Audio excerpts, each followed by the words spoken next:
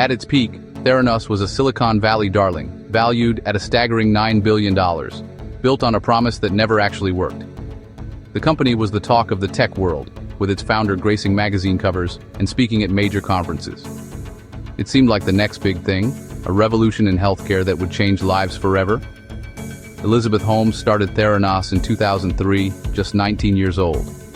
She dropped out of Stanford, pitched a device called Edison, and claimed it could run over 200 blood tests from a single drop. Her vision was bold, and her confidence was magnetic.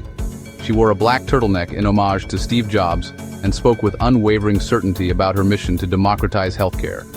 No more needles, no more vials, just a prick, and you'd know everything about your health. The idea was simple, but the implications were massive. Faster, cheaper, and less painful blood testing for everyone, from cancer patients to people just getting a routine checkup. Investors couldn't resist. We're talking big names: Rupert Murdoch, Betsy DeVos, the Walton family. The board was stacked with former secretaries of state, military generals, and business titans. Theranos became a magnet for money and influence, with people eager to be part of the next healthcare revolution. Walgreens and Safeway signed up, expecting to put these miracle devices in their stores. Hundreds of millions of dollars poured in. The media hyped the story, and the public believed a new era of medicine was just around the corner. But there was a catch. The technology behind Edison was a total illusion. Despite years of development and millions spent, the device simply didn't work as promised. Behind the scenes, employees faked demos, altered test results, and used commercial lab machines instead of their own. The pressure to deliver was immense, and the company's culture became one of secrecy, fear, and deception. Patients got wrong results. Doctors made decisions based on lies. Real people suffered, and the risks to public health were enormous. The truth started to slip out in 2015 when an explosive Wall Street Journal report exposed the chaos inside Theranos.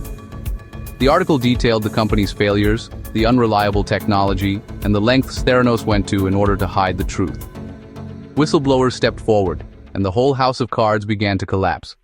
Employees who had been silenced by fear and non-disclosure agreements finally spoke out, revealing the extent of the deception. By 2022, Elizabeth Holmes was convicted on 4 counts of wire fraud. She got more than 11 years in prison.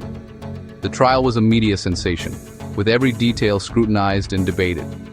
Her partner, Sunny Balwani, received nearly 13 years. Both were held responsible for orchestrating one of the most audacious frauds in tech history. In May 2023, Holmes began serving her sentence in Texas. After a couple of reductions, she's now set for release in August 2032. Her story became a cautionary tale for entrepreneurs everywhere. Holmes has kept up her innocence, even from behind bars. In a 2025 interview, she called prison hell and torture, insisting Theranos failed. But failure is not fraud. She maintains that her intentions were good and that she truly believed in her vision. But the courts didn't agree. Appeals were rejected, and a U.S. attorney put it bluntly: it was not really contested that the device did not work. The evidence was overwhelming, and the legal system made its stance clear. Theranos wasn't just a business failure. It was one of the boldest frauds in startup history. The fallout was felt across the tech industry, shaking confidence in ambitious founders and the investors who backed them. Hundreds of millions lost, trust shattered, and the Silicon Valley dream dented. The story of Theranos is a stark reminder that hype and hope are no substitute for honesty and real results. Want more stories that expose the wild side of business?